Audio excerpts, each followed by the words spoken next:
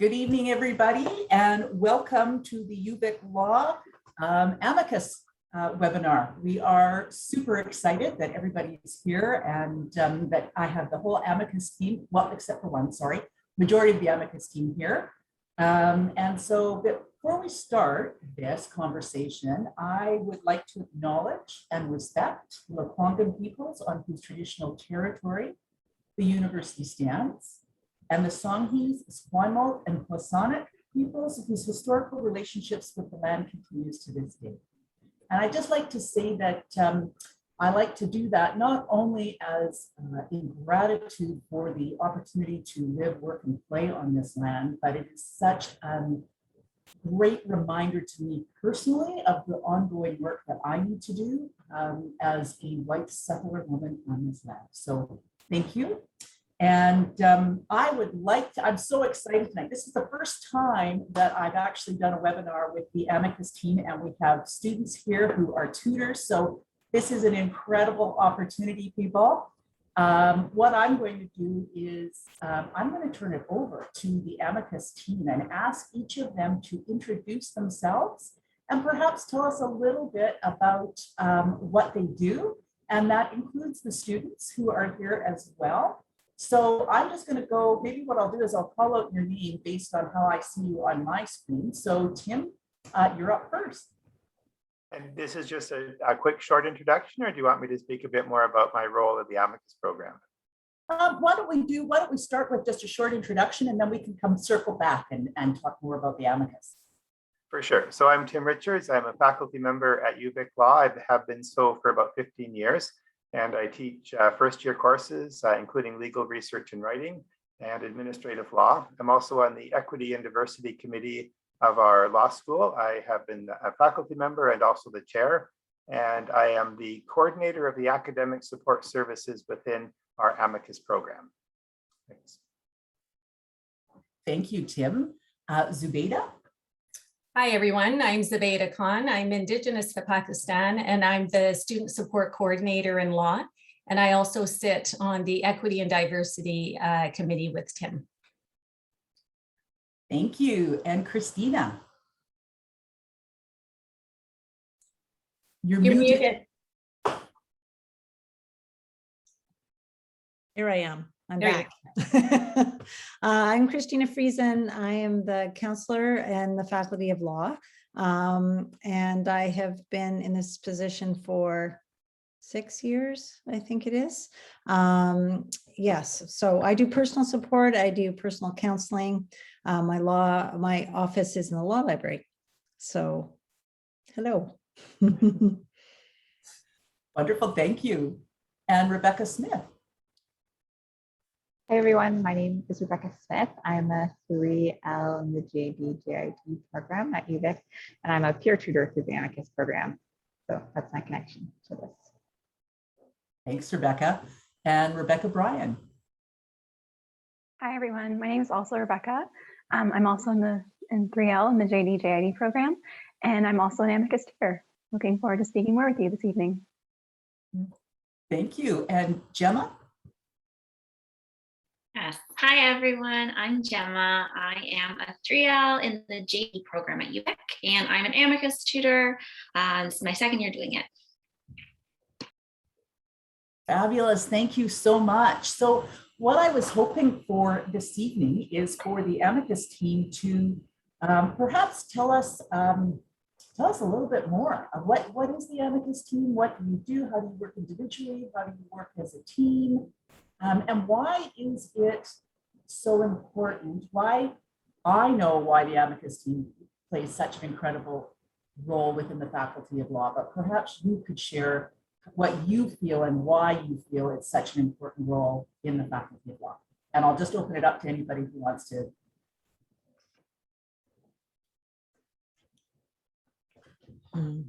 I can start.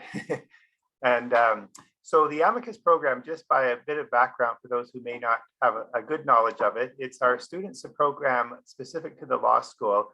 It's been in the school since 1992 as the Academic and Cultural Support Program. And so long ago, UVic Law recognized the importance of providing support for students. Initially, it was put together to support Indigenous students because we recognized that we wanted to have more Indigenous students at UVic Law for legal education. And as part of that, it was really important to provide supports to them because their experience at law school can be much more difficult given their experience, the experience of colonialism of themselves and their communities. And there's extra challenges to be in a program, a law program. That was the origin. It's gone through a few changes over time. And for the past 10 years, we've had the current model in place, which is a team of 4 staff at UVic Law who provide different types of support. And the premise of the program is that students are diverse, and therefore the sorts of support that students will seek and need will also be diverse. And so the elements of that are my role of academic support. And then Christina provides personal support as a professional counselor. Zubaida Khan is our cultural support worker. And she supports Indigenous students and racialized students and other students as well. And Yvonne Lawson works in the front office, providing accommodation support for students for assignments, exams, and so forth. And so that's kind of just a big picture overview of what the nature of the program is. And I can speak more about the academic support part of that, but I'll let someone else jump in at this point. I guess I could jump in.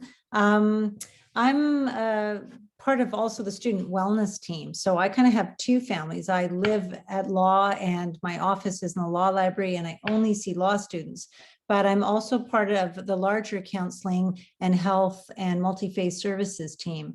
So I have the great opportunity to know also what's happening over there. So students are really welcome. I'm one of your choices for counseling here at UVic and at UVic Law, but I'm by no means your only choice. So I also see my role is to help you also understand other sorts of support and resources and other things happening on the campus. People are welcome to see me individually if it's a good fit for them. If it's not, I will help them find a good fit and with one of the other members at counseling. You're welcome. Counseling also offers lots of different groups and things. So you're welcome to see me and go to a group. So there's lots of different ways you can use the services.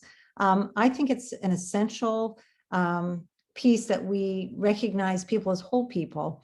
I think sometimes when you're a law student, you can almost forget that you have other parts of your life. And I think it's really important that those other parts of you have space and are cared for. And I think it can really be helpful to learn some different skills and also have places when things happen in your life. So people don't need to, there's sort of nothing that people can't talk to me about. It's not like you only have to talk about law school. Some people never talk about law school. They talk about other things that they're happening in their life. So I hope it is a place where people can feel themselves and feel welcome. If I'm not the right person for them, I will help them find where they need to go. But you're here for 3 or 4 years, which is a large chunk of time. We get the honor to get to know you a bit. And my hope is that you feel there's lots of different kinds of, like Tim says, lots of different kinds of support for you. So, and maybe in 1 year, this part is helpful and another year, that part's helpful. So I often see students on and off in all the years they're here, so it's a great joy for me to be part of that journey. So yeah, I think there's a lot UVic offers students when they come and choose our law program. Okay, I guess it's my turn. So as a student support coordinator with the Amicus team and in the Faculty of Law, I provide support and advocacy to all law students with a focus on supporting Indigenous students and students from equity deserving groups transition smoothly to the law school. And when here, I help students reconcile cultural differences and help navigate experiences of discrimination, inequities, and barriers that may arise during their law school journey. And I work closely with the 4 JD-JID cohorts designing intersocietal supports for Indigenous students, such as connecting them with elders who visit the law school on a weekly basis now, scheduling wellness practices throughout the year, and connecting students with the staff at First People's House, where they can learn about the various scholarships and bursaries and band funding that's available. And I want to talk briefly about a new program that will officially be launched in February called the Black Professionals Leadership Program, or the BPL. And the program director is law professor Dr. Ire Ayoha, and Andrew, who's associate dean, and Tim and I are on the committee along with other faculty members. So to be mindful of time, I'll just give you a quick snapshot of the program. It offers support frameworks to enhance learning, promote wellness, and improve the representation of Black students in the legal profession. And this will be done in various ways, but the 4 key services offered are professional education support, mentorship, sponsorship, life and business skills, and workshops and seminars. So if you have any questions, feel free to reach out.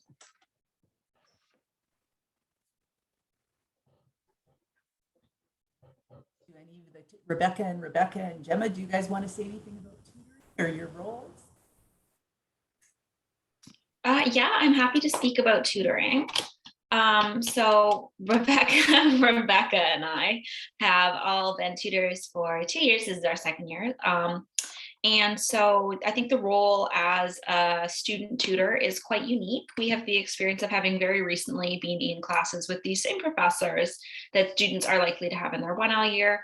And we also have the very recent experience of remembering what it's like to be a 1L student when you're coming into law school, perhaps having not been in school for a very long time, perhaps something completely different beforehand, and having to essentially learn how to be a student in a new and different way, because law school is quite different from doing an undergrad program. The expectations are different, the learning style is different, and the workload is a little bit different.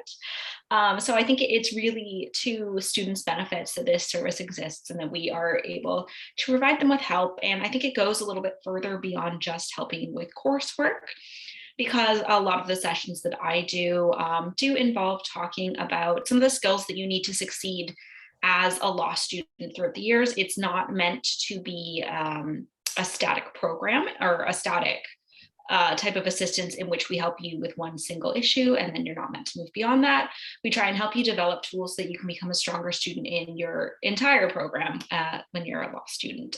So I think it's been very beneficial. I highly recommend everyone else uses the program. I think even if you're a fantastic student, there is absolutely no harm in hearing about another student's experience and things that maybe you could attribute and add to your own learning.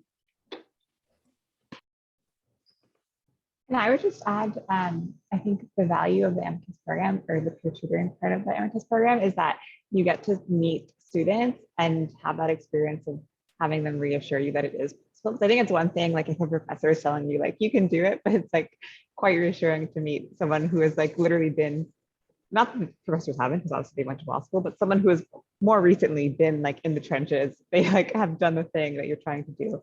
And so a lot of my conversations with the students that I meet revolves around that as well. And I think it's enriching for both parties. Mm-hmm. Awesome, thank you. So if I was a new incoming 1L student, how would I connect with a tutor? The usual way is through myself. And so make sure I'm mute, you guys. So ordinarily, what happens at the start of the year is that I hire the Amicus tutors. This current year, we have 21 tutors, and that speaks to just the commitment of the upper year students to be helpful for the new first year students. And they're a very diverse group of students, and they're very approachable. They're doing it because they really want to make the road easier for new first year students. And most of them also had the tutoring relationship in the first year as well. And we're kind of wanting to move a bit more towards a mentorship model, which is the way that the legal profession is going.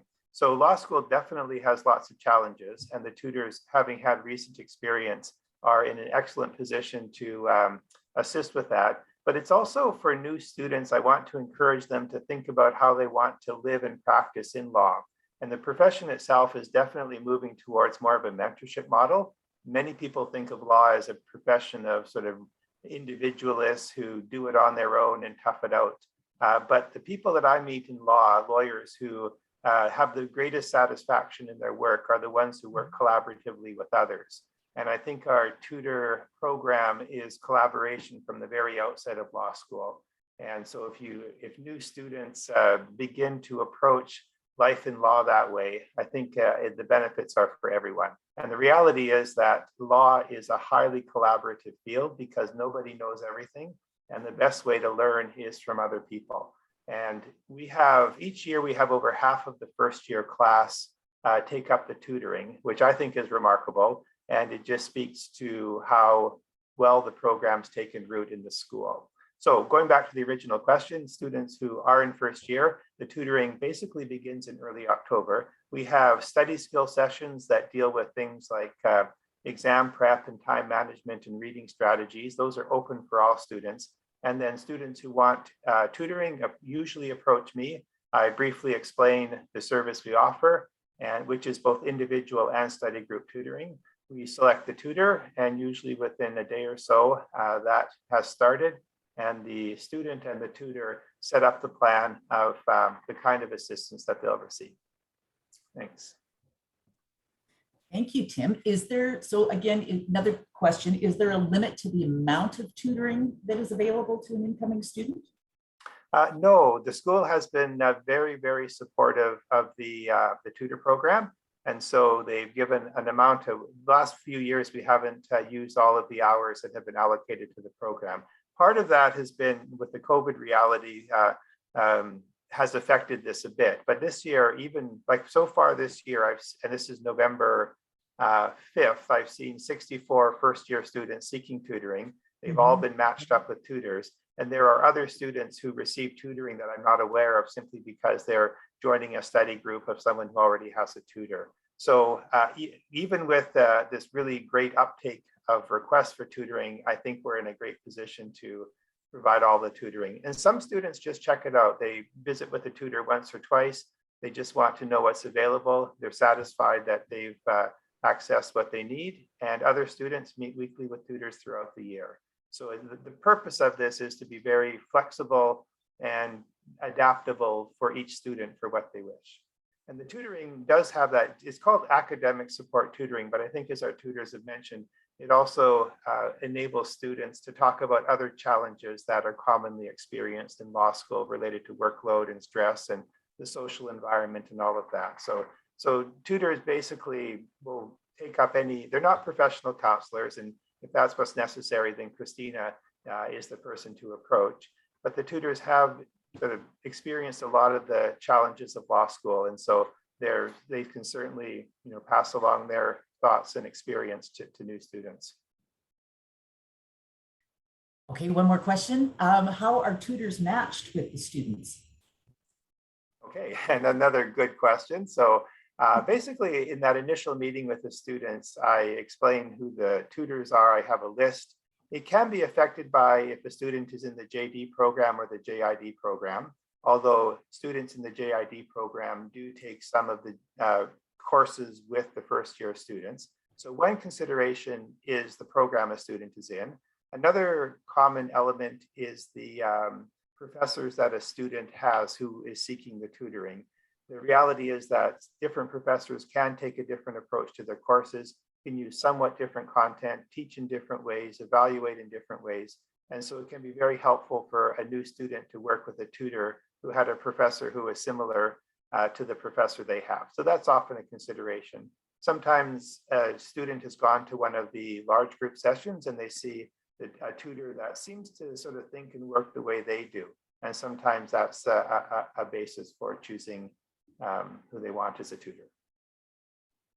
Thank you. Another question, how does the Amicus program intersect with other wellness services on campus?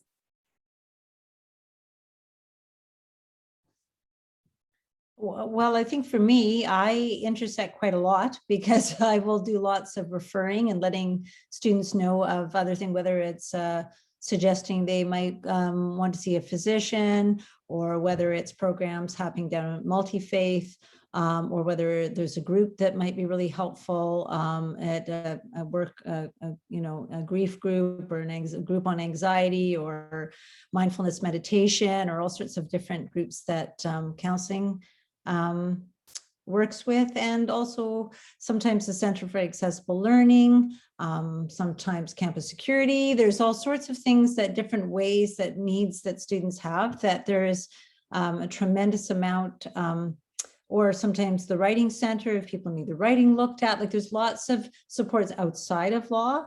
So and sometimes just even recreational things, or joining an intramural team, or something like that. Just so, I tell students, go to Finnerty Gardens to go take a walk and catch their breath sometimes.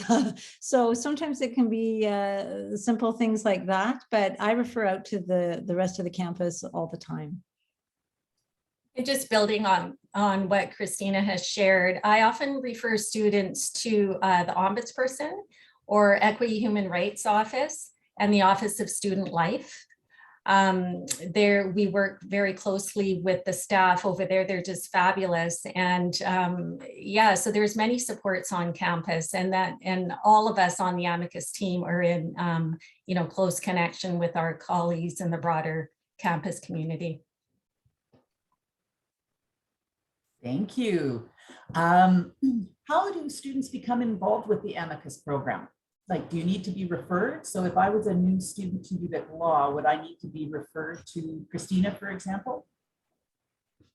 No. The short answer is no. No, students can access, I mean, students are all, I always welcome, especially the first year students haven't really met me yet, to be able to pop by and just even introduce themselves and say hello. Even if they don't want to make a counseling appointment, I just think it's really wonderful to meet them. I think for them to meet me, and I'm not sort of a role, I'm become more of a person. I think it's much easier if things do get more stressful at a later time, or if something comes up in their life that they like to speak to someone about. I think if you've met someone ahead of time in a non just a high sort of situation, it's much easier to connect later.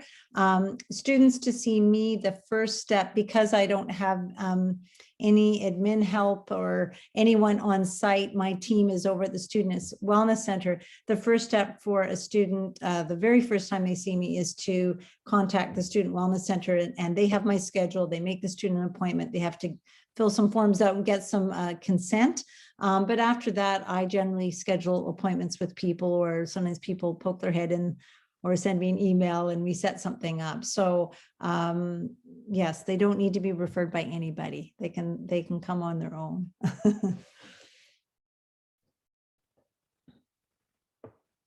Okay, I've got another one here. Zubeda, you mentioned that you work quite closely with the Ombudsperson. Do you want to talk a little bit about that, what that looks like, what that relationship is like? Well, you know, in the event that students bump up against inequities within the classroom or within the law school, then, you know, to ensure that there's fairness in whatever situation that they're experiencing, then I would refer to the Ombudsperson, who will help them navigate through the experience and really support them in the way that they need to arrive at an equitable and fair outcome. So the Ombudsperson is sort of an objective person outside of the Faculty of Law. Exactly, yes. Thank you. When should a student reach out to the Amicus program? So for example, it would be really nice to get some tips around reaching out before, say for myself as an incoming student, I hit crisis level.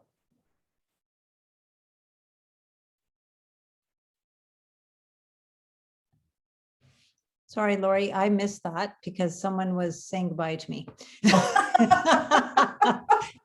in my office space here. So my apologies. No worries. If I heard the So- word crisis and then my ears picked up. I'm sorry, I missed that. Okay, well, that's good to know. Sorry, No, okay. I did hear that word though. Sorry about that. So I'll use myself as an example. If I was a first year student and say we're coming up to exams in December, and I guess I'm looking for some tips on I'm new to Victoria. I'm new, my family's way back east. I don't know a lot of people here. I don't know the structure of UVic Law. Any tips on how and who I could reach out to when I started to feel that stress level rising before I hit the point where I was really at a crisis level? Do any of our Rebecca, or Gemma, do you want to offer thoughts based upon your experience as students within the school about ideas or options? I don't want to put you on the spot, but no worries. I can talk about, so in my 1L year, I used the Amicus tutor program quite frequently. I wish I had a good answer to this. I don't think I do, but I can share my own experience in that I just law school from the beginning was just so go, go, go. There was no real downtime or ease in once classwork started. And it was kind of this perpetual feeling of that I was behind, that everyone understood more than I did, that I had somehow faked my way into law school. I had been a tutor in my undergrad, so I was already pretty familiar with tutoring services, but I knew that at the very least, it was one way where I could speak to someone about the concerns that I was having and have it be someone who was a little bit, or I don't want to sound rude, but it can be quite intimidating to reach out to professors, especially sharing all these unbridled kind of sometimes neurotic thoughts that you are having about your own worth of being in the program. It's a lot easier to talk to a classmate, even if they are a little bit older than you, because presumably, they've had a similar experience, or if they haven't, you can hear what it was like for them. So for me, I don't know that I don't know. I think in hindsight, I would describe 1L as like feeling like you're constantly in crisis, just with all the expectations. I reached out to tutors quite frequently. Probably if I could do it again, I would have reached out sooner, because it can be kind of stressful in determining what you need and how you can be best helped if you wait until you are very stressed and something is imminent to get help. It's still absolutely available. It's still better than doing nothing.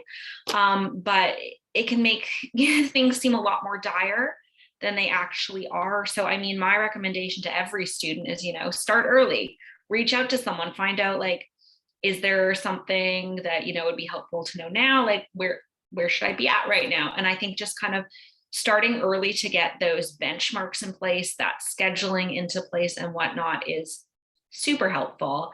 I never did that. I think it would have been helpful, but every tutor, when I did come with those, like, oh my goodness, I do not understand what this entire class is about, I'm going to fail, were so, so helpful, and were really able to help me kind of put things in perspective, rationalize what I was going through, and come out with a really concrete way to understand the substantive components of what I needed to do, while being realistic about the fact that, they're not an instructor. They are not able to kind of get me to 100% in a course, but they're really going to take me with where I'm currently at and help me get somewhere that I feel more comfortable and more secure.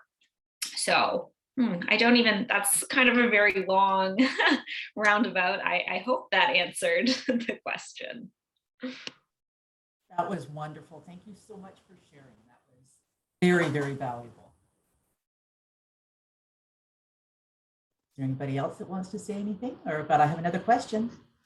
I can answer briefly. I think for myself, what was really helpful was that when I first accepted UVic, I think because I was in the JD program, but any student can, Zubeda actually emailed me and was like, welcome to the program. Do you need any assistance with finding housing or anything? And then I responded, and then I came and I met her when I just came to look at the school. And that I think having that like first connection was very helpful, just like someone that I like could recognize around the school. And then in terms of like Amicus services proper, I think I was like okay academically. I went to like some group tutoring sessions, those were helpful and like good, but I would also like to emphasize just like the non-academic services that Amicus provides, because I think I just spent all of 1 year crying, like first year crying, and in Zubeda's office sometimes, like in a classroom sometimes. So reaching out to those other support services that Amicus provides is also very valuable. Yeah, and I would just encourage students to do that as soon as they, even before they think they need to, because I really thought I would be fine, and I didn't anticipate how much I would just fall being in law school. So, but not because of law school. Law school's great. You should come, but it's good to have others. Yeah, I kind of want to just reiterate, I think a lot of us, like by a lot of us, I mean, Rebecca and I are kind of talking about the difficulties of law school and making it sound like a major bummer. It's also been really great. I think it's just kind of important to be upfront with the difficulties, at least that I've experienced in coming to law school, because, you know, I had the experience of doing very well in my undergrad career, and it can be kind of jarring to come into a situation where you're a little bit out of your depth. So I always find it helpful to be upfront about that.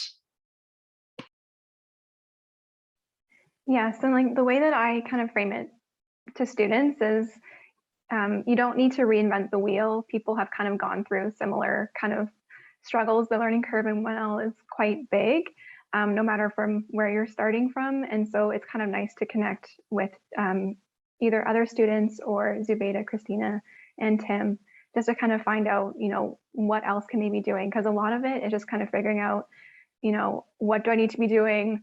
Can I do other things? Like, can I have a life with law school? Which the answer is yes. It's just all a matter of figuring out how to balance it for yourself. So definitely connect early whenever possible. It'll be a lot better. So as an incoming 1L, it might be a good idea to just go and introduce myself to Christina, Zubeda, and Tim, and just say hi. Is that what I'm hearing? Okay, I have another question. Actually, sorry, before I do that, I just want to say thank you to all of the students for sharing your stories. That's really, really powerful. And for, you know, making yourself vulnerable. That's thank you. I very much appreciate that. So back to the tutors. Why did you decide to become a tutor? I feel like I've now started a pattern of talking first, so I'll continue it. Yeah, so as I previously mentioned, I was a tutor in my undergraduate career. I really enjoyed it. When I came to law school, the support that the Amicus tutors provided to me was really invaluable. It really helped me get through 1L. I thought it would be great to give back in that way. But I also think it's very valuable to be a 2L or 3L and be able to take on a mentorship role for incoming students. And I think this is a really great way to do that if you're acting as a tutor. And I mean, it does help you brush up on coursework. You'd be surprised how relevant that 1L course material continues to be, even once you're not in those courses anymore. Some of them, unfortunately, are still relevant. And you know, it's been a great opportunity. I think it's nice to have, even though it is, you know, connected to law school, I think it's nice to do something that's not just your studies. It's a break in which you're getting a little bit of interaction with students. I think it's nice to have a job. So I mean, all in all, it's been a very positive experience for me. And I highly recommend that everyone, you know, meets with an Amicus tutor and then sees if maybe it's a good move for them to act as an Amicus tutor in the future.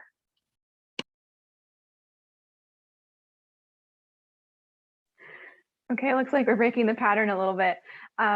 So I also used the Amicus tutor services in first year because I also didn't know what was going on until midterms, and wow, we figured it out though. So that's important. So yeah, so I think a lot of it for me in terms of why I became a tutor is I was also a mentor in my undergrad, but just having kind of experienced how difficult it was just to kind of figure out what was being asked of me in law school in first year, and then really wanting to kind of make it easier for someone else if possible.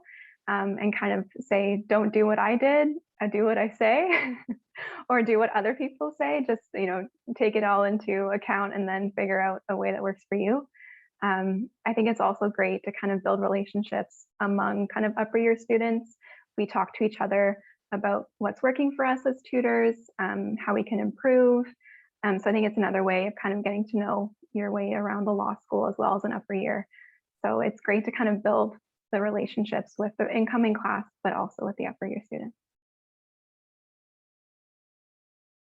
I became a tutor for like the same reasons. To go back to one thing Gemma said earlier, I think everyone does, but like I really had intense imposter syndrome in first year. Like I seriously thought someone was gonna like tap me on the shoulder and be like, oh, we didn't need to admit you, like we meant someone else, because my name is pretty common. It's correct. And so I wanted to become a tutor because I wanted to help students just know that like you are supposed to be here, like this is a place for you, and like you can do it. Like the things, it's hard for sure, but it's not like unmanageable. It's not impossible. There's like tools and strategies you can use to help you like learn what you need to learn and like do the things you need to do to get through it. And so that was really the reason why I wanted to do it. And then also, since we were online last year, there wasn't that opportunity for me just to like meet students in the hallway and like say hi to people. And so I wanted to be a tutor just so I could like get to know who were the incoming class and like just my colleagues, I guess, that would be here for future years. Thank you. I get asked a lot of times when I'm talking to potential applicants, what's the competition like at UVic Law? So is it a really competitive environment here? And if so, how do you manage that? How do you navigate that? How do you support one another through that? I think the nature, sorry, I'll just start. But I think the nature of law school is that it is, like everyone comes to law school, we're all kind of like a little bit neurotic, like we're all a little bit type A. And so, and even if there's not like conversations going on around you, I think there is this kind of internal pressure you put on yourself that makes it perhaps more competitive than it really is. And so I think there will always be people who like do have those conversations like about grades or about the kinds of jobs they want. And I think that's not unique to UVic. But I will say UVic, but also biased because I've only been at UVic Law. But I think compared to my friends at other schools, the UVic does do quite a bit of work to make that less of a thing here than other schools. And it depends also on like the things you're interested in. Like if you're really interested, for instance, like in business law, then maybe you'll have like more of those conversations about like marks or grades or like what kinds of like big firms you want to work at later on. And that will, I think, perhaps make you more stressed. But I think overall, it's like, it can be a calm place, but it also depends on like how well you kind of situate yourself and the things that you choose to focus on while you're here. Yeah, actually my experience, it's similar to Rebecca's. Law school is by nature kind of competitive, but what I've noticed is that, so I am quite a competitive person. It's just like an element to my personality. Since coming to law school, I have found myself becoming a little bit less competitive. And I think that has a lot to do with the culture of UVic.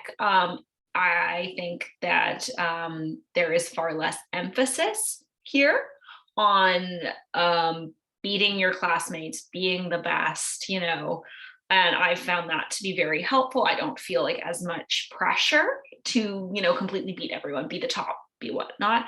But also, I think there's so many services in place that are kind of, they're put here to be a collaborative school, to help people work together and like see strength in that, which I think is kind of unique perhaps to UVic. I don't know, I can't really speak to other schools so much, but I think maybe collaboration and whatnot is kind of the antithesis of being competitive. So seeing that be promoted so much, working together, getting support from fellow students, getting support from teachers and whatnot, I think has really done a good job of kind of downplaying the kind of competitive nature that can spark up from law school. I'll also say too, my classmates have been wonderful. Like really, people have been so helpful and are very kind and considerate about helping out students at times. I mean, UVic is a small program. Most people know each other. And I think, that also kind of fosters the collaborative environment at the school. People have been wonderful, helpful, reaching out, getting to know each other. So I don't know, it's helped me be less competitive.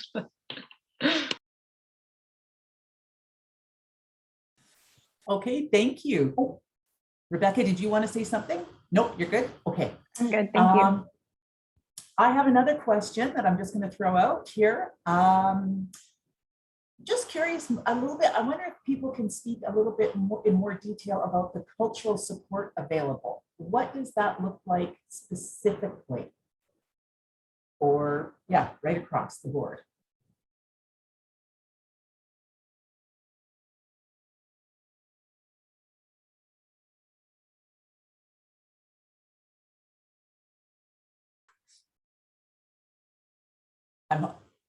Are you having issues with your mute? Oh, there you go. Oh, here we go. Sorry, I think my battery in my mouse is running low, so I couldn't unmute myself. Yeah, so cultural support.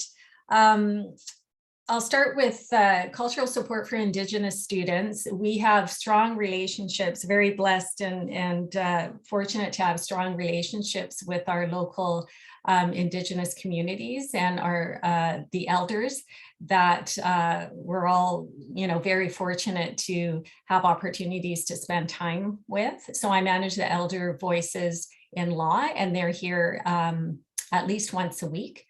And it's open to all everyone in the law community to stop by and say hello to the elders, because they offer a very special, very unique experience to sit and chat with them. And there's wellness practices that we bring into the law school that, again, are open to everybody in the law school. But there will be times when there are specific practices that are held for Indigenous students. And for students coming from, other cultures, we're always trying to, come up with ways to ensure that they are feeling included and welcome to practice their various cultural practices, and everyone in the law school is very open to learning about other cultures, other ways of being. So yeah, I think it's I hope that students here feel very welcomed, and that they can express their identities, their various identities, and in different ways.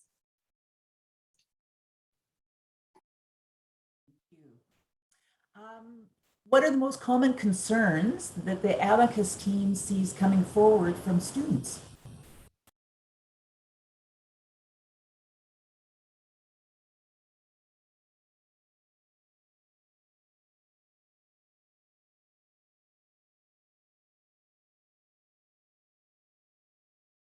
Okay, I can speak about what I've seen. I don't know. It's hard to pinpoint common because I think that there's just such a myriad of concerns that people come forward with. I can say that with the students that I've worked with, there's a common thread of feeling overwhelmed, feeling out of your depth, and unsure what to do to optimize your learning experience. With regards to courses, I don't know. I think it's kind of an even split. I wouldn't necessarily say that there are some that people find universally harder or easier than others. People have different strengths. So I think that the common concerns that I see relate less to substantive material and more so to the experience of being a student.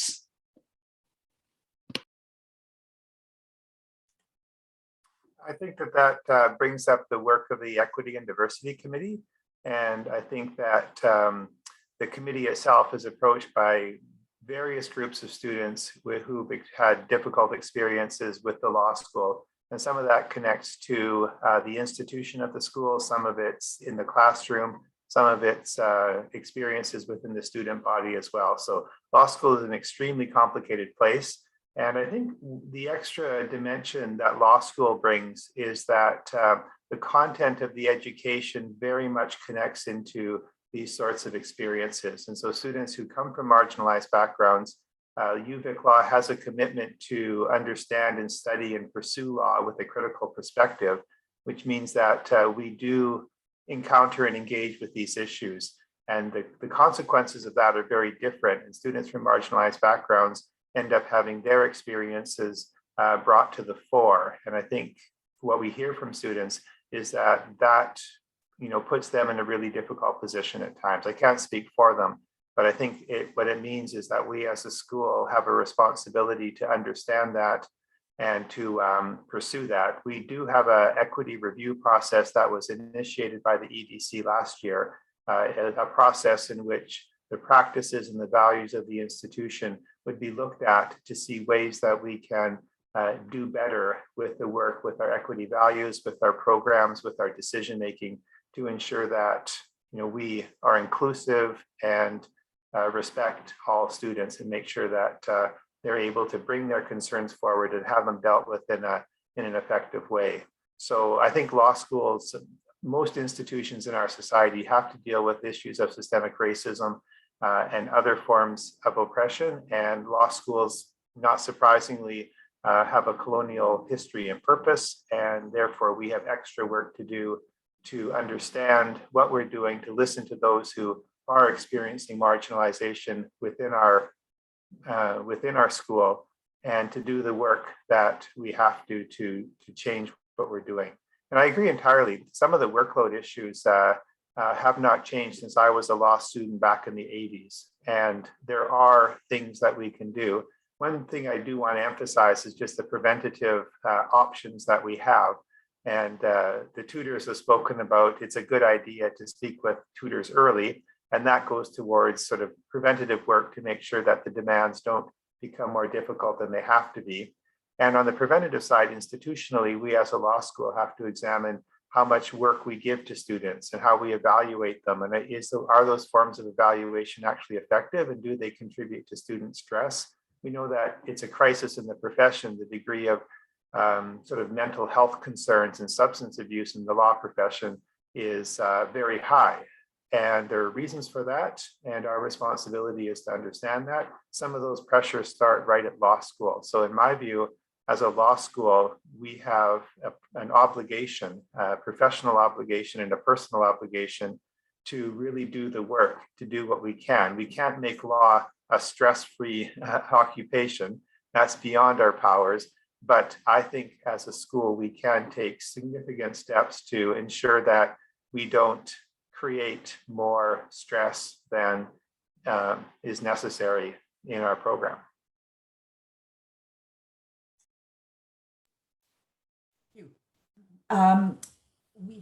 So this is about internal supports at the Faculty of Law. Would you also recommend that potential incoming students have external support? So, a strong support structure outside of the Faculty of Law?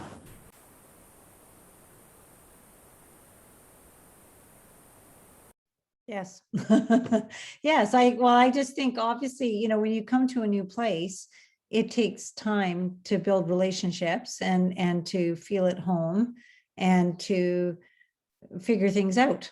Right. So I think that takes time. So I think the more supports you have, the better.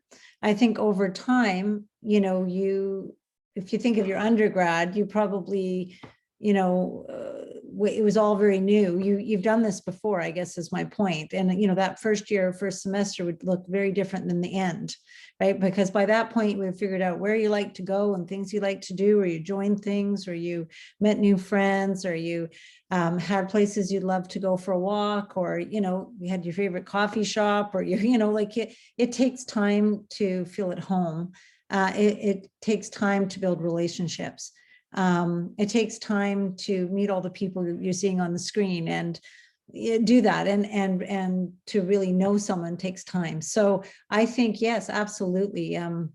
your other supports and people that love you and know you. And I think especially when you're in a new situation, you can really, really miss having someone who knows you, knows where you're from, knows who you are, knew your first dog, like someone who has that sense of knowing you. So I think, we always need all our supports. I think being in law school, sometimes the challenge of what you're doing and staying connected to your previous support system too, or in previous, relationships and stuff, sort of that work-life balance stuff is also what students figure out in that first bit. But absolutely, I think, you have to invest enough here at law school to make those connections. But I would also say, to be really fair, is different students come in different circumstances. Some people are across the world or country from their home, and law school becomes their community. Other people are maybe from somewhere not so far away. They have children, they have things going on. So maybe they're here to do their classes and learn and maybe join the odd thing, but they've got a full life outside of this, So I think everyone doesn't do this experience in the same way. But yeah, absolutely, Lori. Yes, I think we all need our support systems, I think, as this last year and a half has shown. And I think we need to, keep connected. I think those things are really important.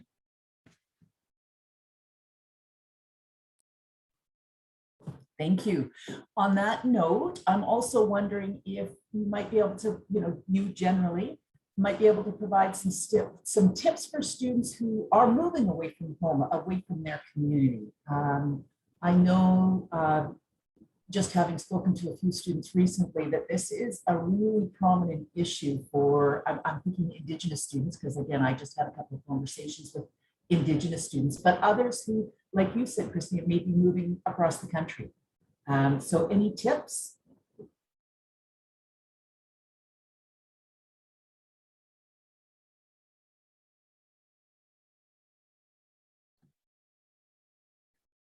Sorry, were you asking me specifically, or are you just putting No, I was just putting it out to everybody. There. Excellent.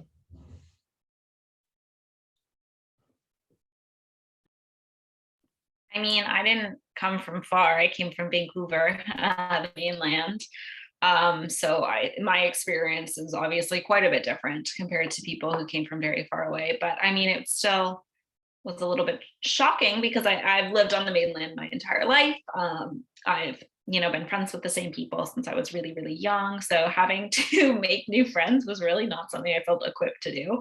UVic was kind of nice though, because the first 2 weeks there were a lot of events, and you quickly realize that pretty well every student is in the same boat as you. I mean, people are really looking for those connections, and everyone kind of found their group, their people with whom they feel comfortable, with whom they felt formed like a relationship and whatnot. But it was tough, and I don't want to discount those feelings of loneliness and kind of struggling to build those connections, because honestly, I think one of the best things that I've gotten out of law school, and one of the things that really helped me move forward in law school, was those relationships that I developed.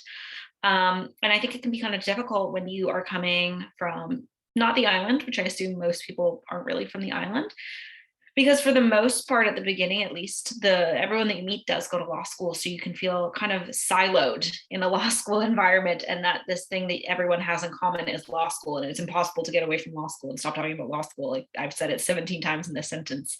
But I mean, I think the school itself, the community in Victoria, there's a ton of things going on. And if you kind of take the courage to put yourself out there to try out new things, everyone that I've met has been very friendly, very receptive. People are, for the most part, looking to make connections. So yeah, that was my experience coming from the mainland. So coming from a very short different distance, but still feeling a little bit like a fish out of water and on my own for the first time in a very long time.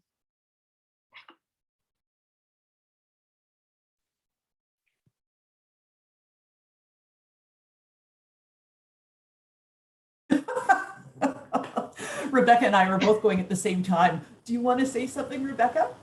Oh, go ahead.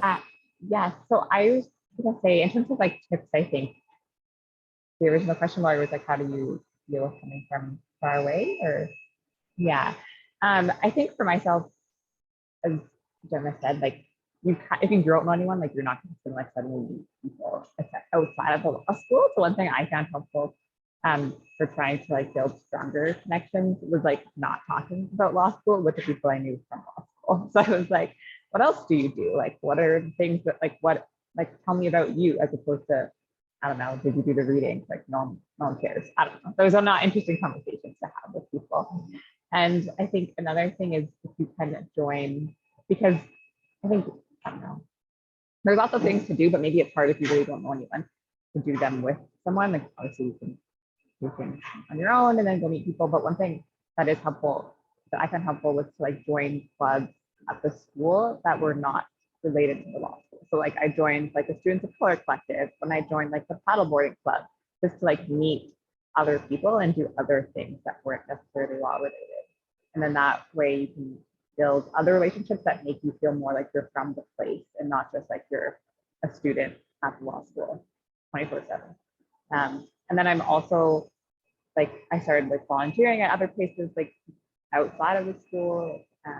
I volunteer at TAPS, which is just a nice way to like just feel like you're part of like a community and part like you're from Victoria. This is just like a person who's just coming out here for a few years. Like just, I think trying to find like other ties to a place helps you feel less like you're adrift.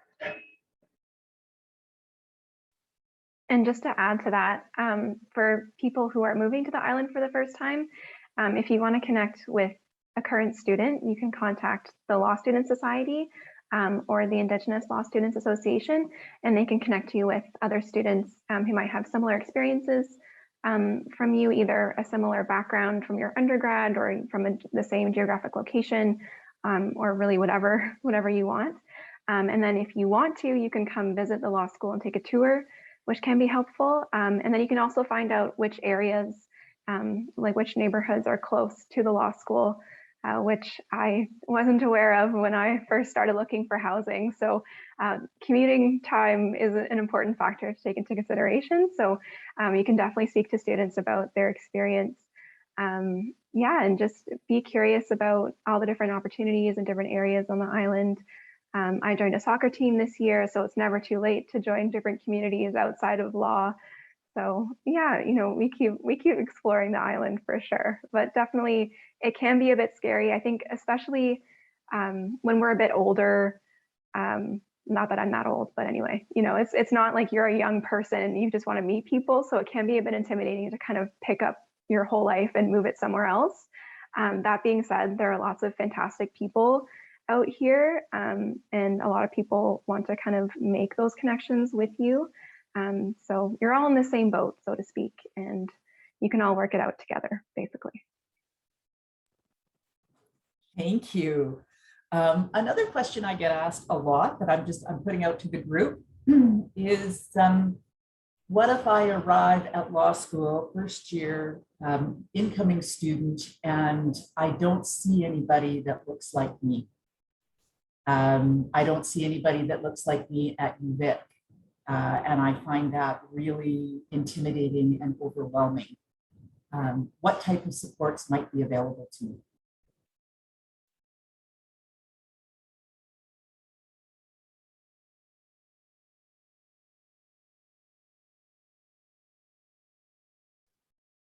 That was my experience coming to UVic.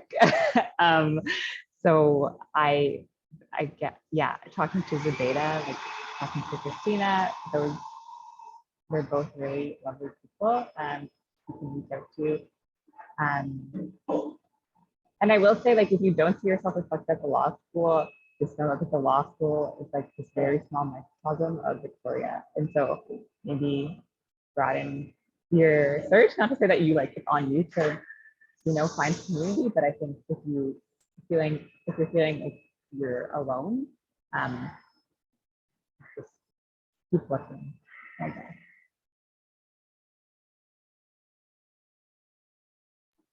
And to also remember that, the law school is not the Fraser Building is not the only place to connect with people, right? And we've talked about this already, but there is such importance in leaving the building, in exploring the city, like Rebecca has shared, and finding your community outside of the law school.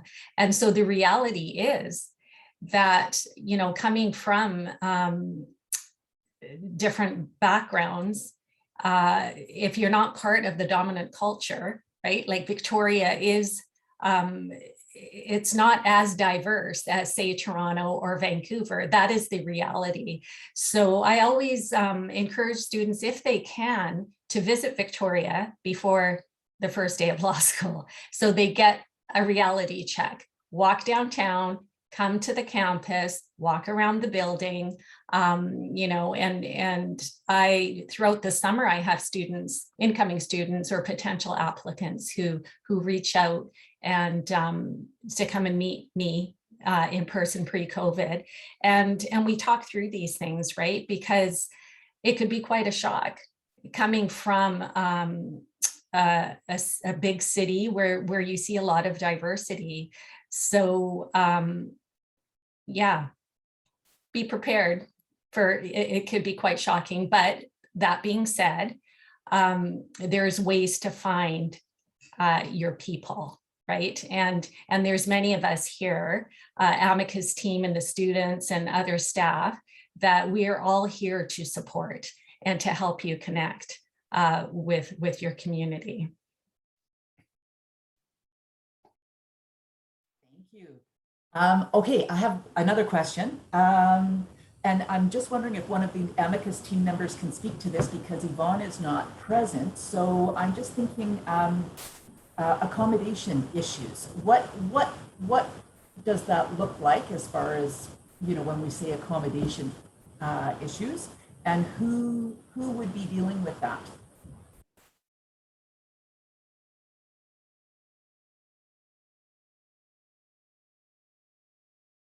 Yvonne, our lovely Yvonne, who's not here. Well, Yvonne does an amazing job of supporting students. So people would see Yvonne for all sorts of reasons.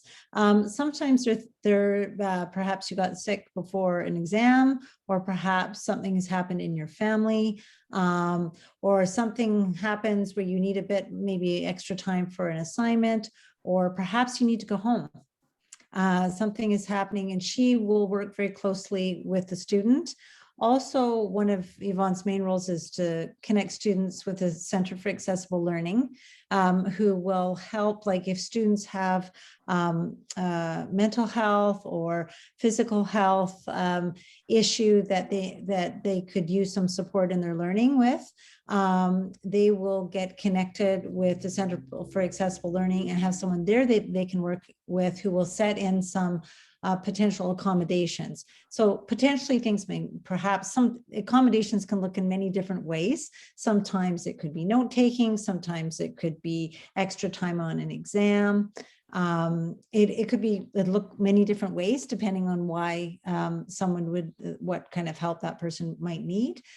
So she works closely with them to coordinate that. Accommodations are things that people don't have to take, but it's really helpful sometimes to get those in place for students, because they know they're there if it would be helpful. Sometimes students will write in a different room, so they have a quieter room, and perhaps they have experienced anxiety. You know, they can write in a quieter room, or if they have ADHD and need a little more time for an exam. So there's lots of support for that. Yvonne does a beautiful job in helping that. Lots of students don't have those things in place before we get here. Often Yvonne and I will both support students to getting connected there and finding the information they need to get that happening. And we can put supports in place before all that happens. So I guess what I want students to know is just that there is lots of support and lots of different ways students are supported.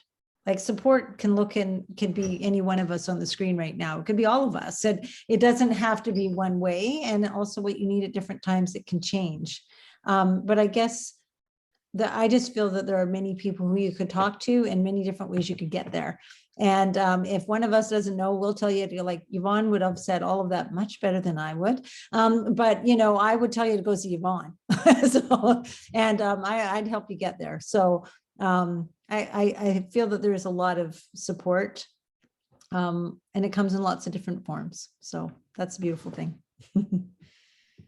So I don't know if that does it any justice, Lori, but I gave it a good shot. That was awesome. Thank you. Okay. And I just want to quickly add that, you know, it's really important to start the process with the Center for CAL assisted learning. Is that, thank you, in the as early as you can, like early summer, because my understanding is it could take up to 5 or 6 weeks to really get your documentation in and in order. So then that's a stress that's off you. When you come in September, then you know that you've dealt with it, all the, you know, you've checked all those boxes and you're ready to go. That's fabulous. Okay, so to the Amicus team, including the tutors, is there anything that we haven't addressed as far as student support that you would like to bring forward or identify for our audience?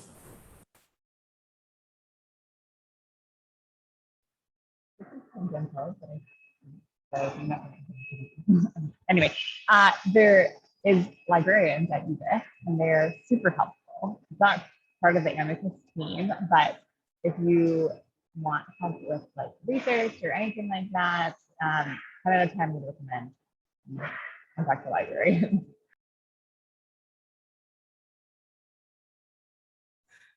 That's awesome. Well, then what I guess that was sort of all the questions that I can think of at this point in time. And I'm recognizing it's just about 10 after 6 on a Friday night. So I just want to say, I'll share with you personally. I've been with the university for 30 years. I've been with law for 2.5. One of the reasons that I came to the Faculty of Law was because of this team. I've worked with student support for pretty much my whole career, and I was so enthralled with the fact that the Faculty of Law had their own team within the faculty to support students. And I can tell you from a personal place that I have worked with everybody, with the exception of Gemma. This is the first time I've actually met you, Gemma, so it's, but you know, I have worked with all of these people, and I can tell you from my heart, they are absolutely incredible. So please feel free, you know the message. If you walk away from this, my message, my hope for you is that you have heard how welcoming they all are, how they want to support you. We are here to support you, and we are accessible to you at any time. If anybody else has anything, but I would just like to say thank you. Huge thanks to all the participants this evening. Again, I recognize it's a Friday night. So I thank you all so much for being here. And I will open up just quickly if anybody wants to say something before we say goodbye.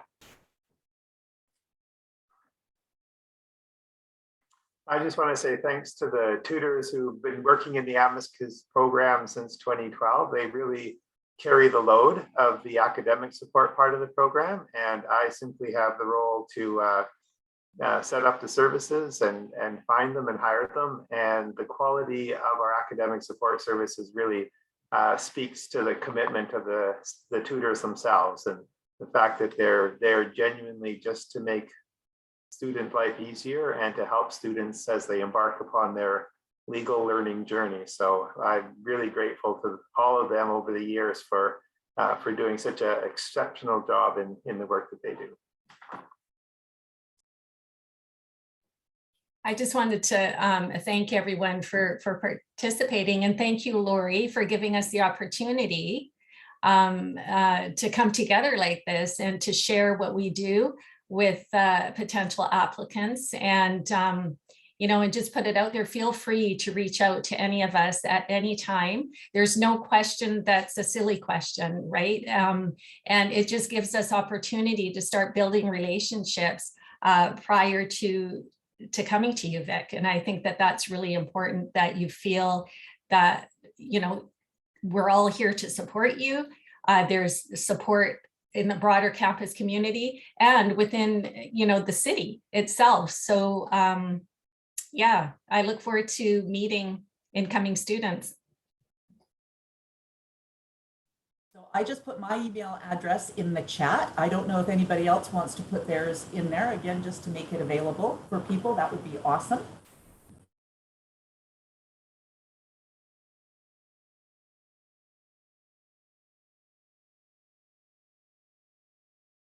You see everybody looking at their screens, so they're thank you.